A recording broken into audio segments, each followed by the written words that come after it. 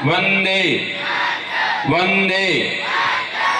આજે મા સરસ્વતીના ધામમાં આપણી વિવેકાનંદ વિદ્યાલયમાં માર્ગદર્શન અને શૈક્ષણિક સેમિનારમાં આપણી વચ્ચે ઉપસ્થિત આજના કાર્યક્રમમાં આપણા ઉદ્ઘાટક શ્રી રાઘવજી માંગર સાહેબ, જે GCRTમાં નિયામક પણ રહી ચૂક્યા છે અને ઘણા એવા પુસ્તકોમાં એમની વાર્તાઓ અને લેખો પણ આવે છે।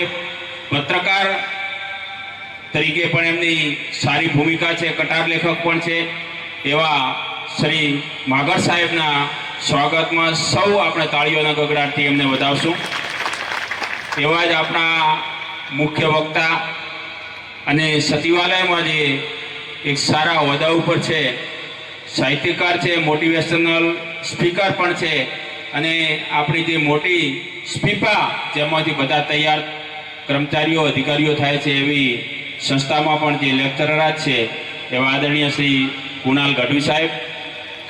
આવા જ આપણા બાજુમાં ધાનેરાના જડિયાના વતની નવગુજરાત સમયના લેખક છે અને ઘણા પુસ્તકો પણ એમને લખ્યા છે।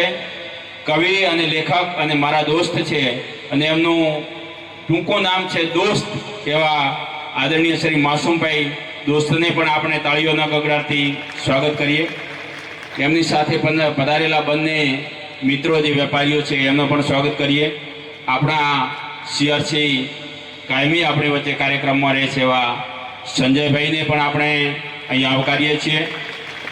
જિલ્લા પંચાયતના સભ્ય ભાઈ શ્રી ભીખાભાઈને પણ આપણે આવકારીએ છીએ। ગુરુ બાપજીને પણ આવકારીએ છીએ। સૌ આજુબાજુની સંસ્થાઓના પ્રિન્સિપાલ, જે પ્રાઇમરી શાળાના જે આચાર્યશ્રી આપણી વચ્ચે પધાર્યા છે એમને પણ આપણે આવકારીએ છીએ।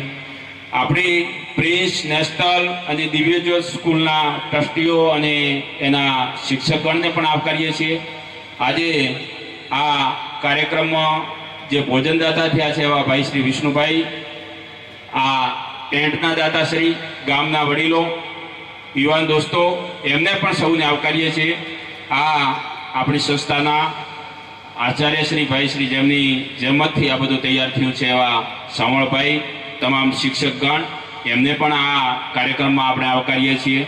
અને આજુબાજુના 10 થી 15 ગામના તમામ વાલા વિદ્યાર્થી ભાઈઓ જે ધોરણ 10 અને 12ની પરીક્ષા આપી ચૂક્યા છે અને બીજા 8મામાં જે આજે અહીંયા 8માવાળા આવ્યા છે એમને પણ આપણે આવકારીએ છીએ। અને મારી સ્કૂલના નાના નાના ભૂલકાઓ, આપણા ઉંમરે તમારો જે સ્વાગત બધે કર્યું છે એવા ભૂલકાઓને પણ આ કાર્યક્રમમાં આવકારીએ છીએ। મિત્રો, આજનો કાર્યક્રમ એ આપણા વિસ્તાર માટે કદાચ અને આ ગામ માટે પહેલો એવો પ્રસંગ છે કે જે એક ચીલા ચાલુ પદ્ધતિથી હટીને આપણે એક નવો પ્રોગ્રામ, નવો કાર્યક્રમ કરી રહ્યા છીએ।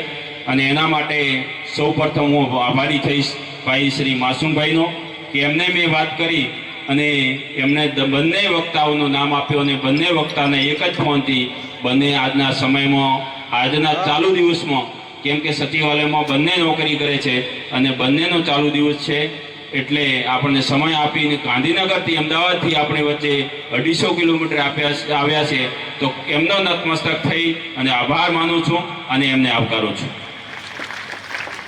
મિત્રો, જીવનમાં એવું કહેવાય કે આપણે જે અત્યારે જીવીએ છીએ ત્રીજી પ્રકારની દુનિયા છે, થર્ડ જનરેશન, જે ત્રીજી દુનિયામાં જીવીએ છીએ।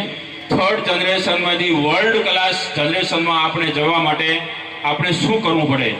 સૌ પહેલાં આપણે વિચાર કરવો પડે અને વિચારની શરૂઆત ક્યાંથી થાય? આપણા મગજથી થાય। અને મગજ, માઇન્ડ ઓપન ક્યાં થાય?